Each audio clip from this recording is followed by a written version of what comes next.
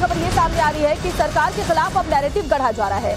मुस्लिमों की जमीन पर कब्जे की बात गलत तरीके से सामने रखी जा रही है, यानी एक बार फिर से मुस्लिम समुदाय को भ्रम फैलाने की कोशिश उनके अंदर की जा रही है। यानी कि सीधी बात जो है वो नहीं समझाकर ये बताया जा रहा है कि मुस्लिमों की जमीन पर कब्जा कर लिया जाएगा इस संशोधन के साथ, जबकि संशोधन में ऐसी कोई बात नहीं है। इसमें सिर्फ ये बात है कि वक्फ बोर्ड की जो अनलिमिटेड शक्तियां हैं, असीमित शक्तियां हैं, जमीन को लेकर, जमीन के मालिकाना हक को लेकर के, उसको लेकर के संशोधन किया जाएगा ताकि एक पारदर्शिता बनी रहे जमीन के हक को लेकर के और जमीन किसकी है इस बात को लेकर। देखिए, वक्फ एक्ट में संशोधन की खबरों पर सियासी गलियारों में विरोध के सुर भले ही तेज हो गए, लेकिन ये बदलाव मुस्लिमों के खिलाफ नहीं है। इसे लेकर बयान भी आपको सुनवा देते हैं।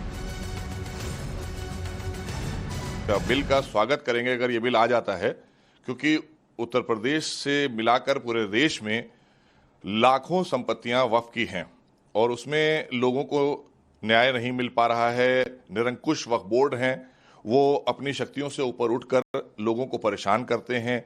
तमाम ऐसी प्रॉपर्टीज हैं, तमाम ऐसे मसले हैं जो सीधे शासन के पास आना चाहिए।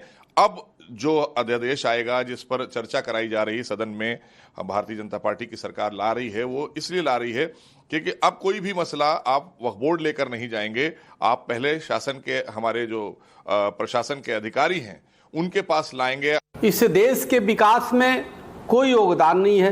वक्फ बोर्ड कहीं भी आपने नहीं सुना होगा कि कहीं आपदा आ रही हो तो जाकर के सेवा कर रही हो वक्फ बोर्ड के द्वारा, या उसके पैसे से लोगों को इलाज कराए जा रहे गरीब को या किसी को। कहीं भी नहीं सुना होगा कि वक्फ बोर्ड सद्भावना पे खर्च कर रही है। केरल में त्रासदी है या उत्तराखंड में कहीं ऐसा नहीं सुनेंगे। तो आखिर इस देश में एक बहुत बड़ा भूभाग अवैध तरीके से वक्फ बोर्ड ने कब्जा कर लिया इस देश में।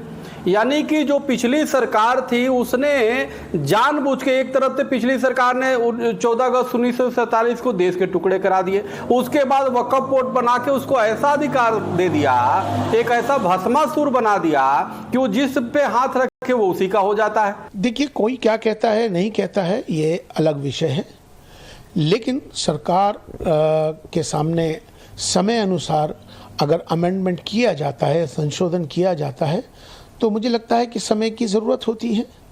तो उस पर किसी तरह का विरोध करना या उस पर राजनीति करना, मुझे लगता है कि ये अच्छी बात नहीं है। बैठकर बातचीत होनी चाहिए। कल प्रस्ताव आएगा, उस पर चर्चा होनी चाहिए, ना कि राजनीति।